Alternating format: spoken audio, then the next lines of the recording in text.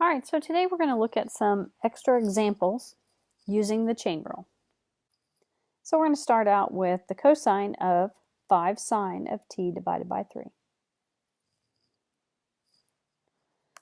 So the very first thing is our inside function is 5 sine t divided by 3. So my u is 5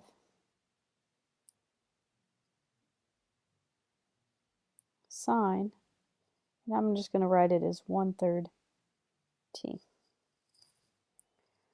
So when I go to do u prime, I again have another inside function, which is this 1/3 t.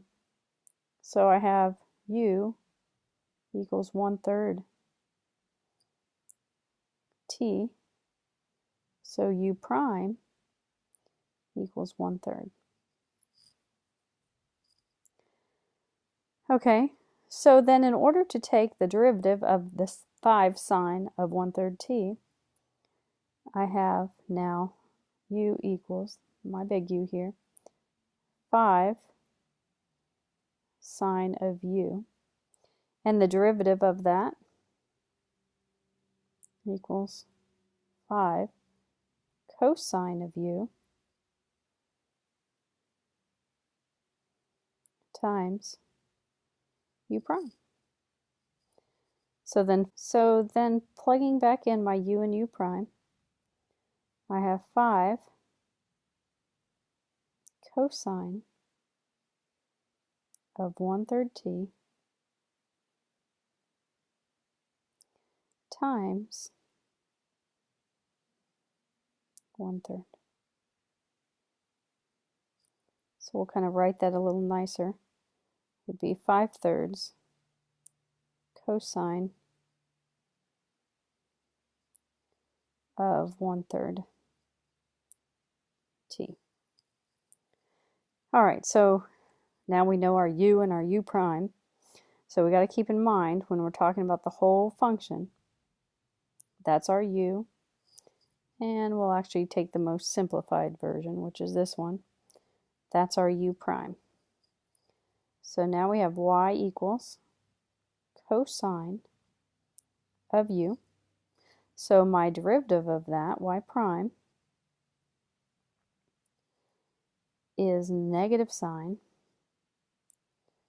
of u times u prime. Then plugging in everything that we know gives us y prime equals negative sine of 5 sine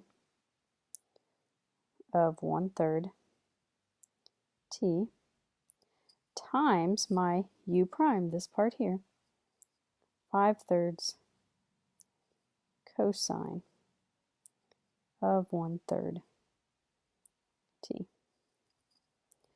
Okay, so if you think you're ready, let's try another one. Now for this one, I'd like you to go ahead and stop the recording and try this problem on your own, and then start the recording again and come back and see how you did. So go ahead and stop the recording now. Okay, so I'm going to again rewrite this.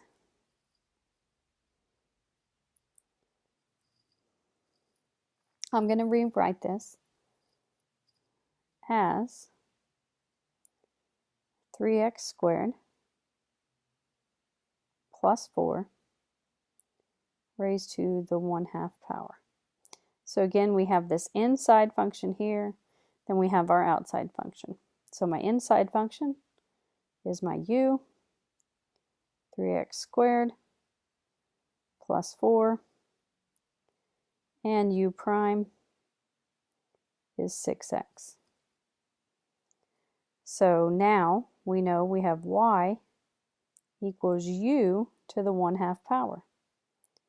So y prime, 1/2 u to the negative 1/2 times u prime. So then again, going back in and filling back in our u and u prime. So I have 1/2 3x squared plus 4 raised to the negative 1/2. the derivative of our outside function times the derivative of the inside function, which is 6x. And of course, we need to simplify. So we have 1/2 times 6x, so I have 3x all over the square root of 3x squared plus 4. Okay, so let's move on to